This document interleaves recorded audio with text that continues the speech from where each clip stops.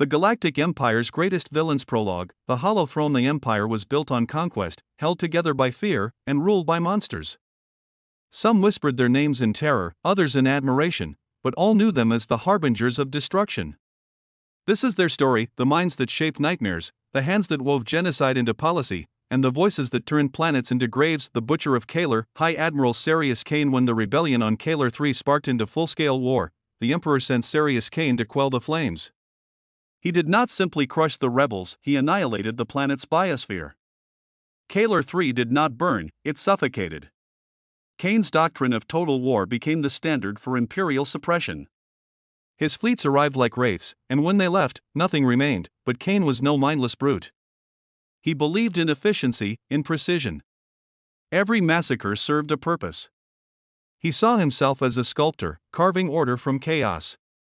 His ultimate ambition? To burn away weakness until only the strongest remained. The voice of obedience. Minister Aleph Voss. Where Kane crushed resistance with warships, Aleph Voss destroyed it with words. The minister of propaganda turned truth into clay, reshaping it to suit the Empire's needs.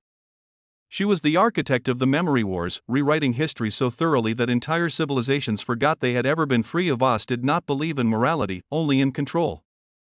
She engineered betrayals, orchestrated false revolutions, and turned heroes into villains with nothing more than whispers. By the time she was done, entire species had surrendered their past, their present, and their future. But her greatest trick? Convincing the people they had chosen their own chains. The architect of shadows, Lord Executor Driven Zell never wore a uniform, never gave speeches, never appeared in official records. He was the man behind the throne, the whisper in the Emperor's ear. His assassins moved unseen, his agents pulled the strings of war and peace alike. He was the Empire's hidden blade, a shadow that shaped destiny. When the Empire needed a planet to disappear, he did not send a fleet. He sent a single ship carrying a single individual with a single vial of engineered death. He never threatened, he never demanded. He simply made people vanish. Tzl, power was not in armies, but in knowledge.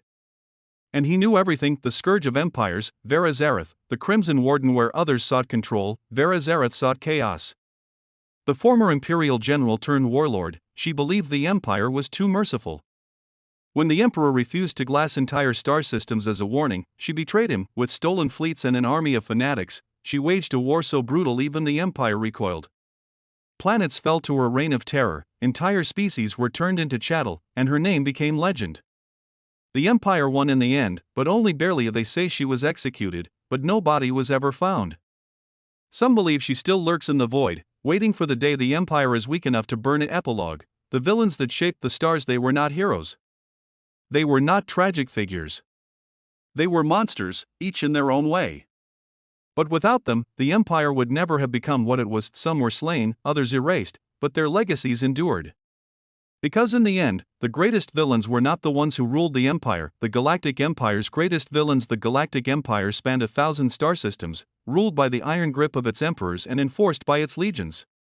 But behind its wars, conquests, and tragedies were the hands of its greatest villains, men and women whose ambition, cruelty, and brilliance shaped the galaxy in ways no hero ever could. This is their story. Chapter I. The Architect of Terror, Lord Verrick Cairn. Few names evoked as much fear as Lord Verrick Cairn, the Empire's foremost strategist and the mastermind behind the massacre of Azuran Prime. A man of cold precision, he saw war as an equation, reducing entire worlds to numbers on a ledger. Azuran Prime was a rebellious stronghold. When standard sieges failed, Cairn devised the orbital chokehold doctrine, a strategy that cut off all planetary imports, turning the world's thriving cities into graveyards of starvation and disease. He ensured no relief ships breached the blockade, executing supply runners publicly as warnings. By the time the planet surrendered, only 6 million of its original 90 million inhabitants remained. And Cairn? He never once visited the surface. He simply watched from the command deck of his flagship, sipping wine as the people below ate each other to survive. Chapter 2. The Butcher of Arrow 7. High Inquisitor Selva Thorn. There were many who policed the Empire's laws, but High Inquisitor Selva Thorn was something else entirely. She was not a soldier or an executioner, she was a force of nature, a woman who turned interrogation into an art form of suffering. On Arrow 7, she exposed an underground resistance cell, but instead of executing the rebels, she did something far worse: she let them live. She made them watch as their families were systematically erased from history. Records altered, genetic traces wiped, their children given new identities and raised in imperial orphanages, the rebels soon learned that death would have been mercy. They were freed, allowed to roam the streets as broken shells, living reminders that defying the Empire meant losing more than your life, it meant losing your very existence. Chapter 3, The Iron Regent, Grand Moff Draken Vorlis. Not all villains sought destruction. Some sought power. Draken Vorlis was no mere tyrant, he was a visionary.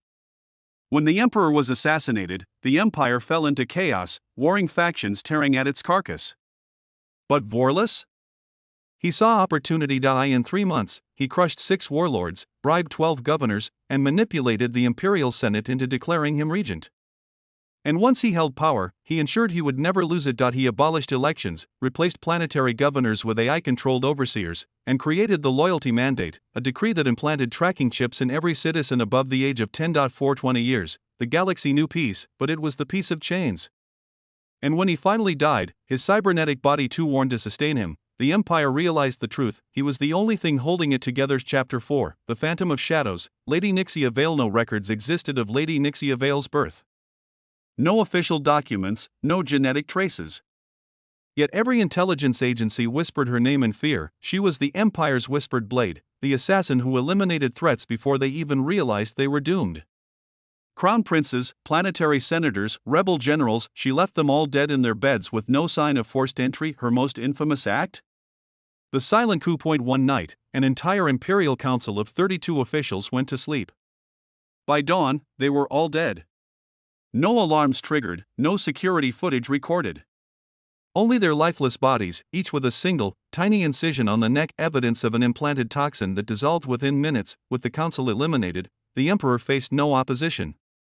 No one dared speak against the throne ever again. Epilogue: The legacy of monsters. The Galactic Empire was destined to rise and fall, but its greatest villains left scars deeper than any war. Their actions reshaped history, proving that true power was not in fleets or armies, but in fear, control, and the willingness to do what others would not. And as the Empire crumbled, rebels whispered a final, chilling truth: empires can be rebuilt. But monsters never truly die.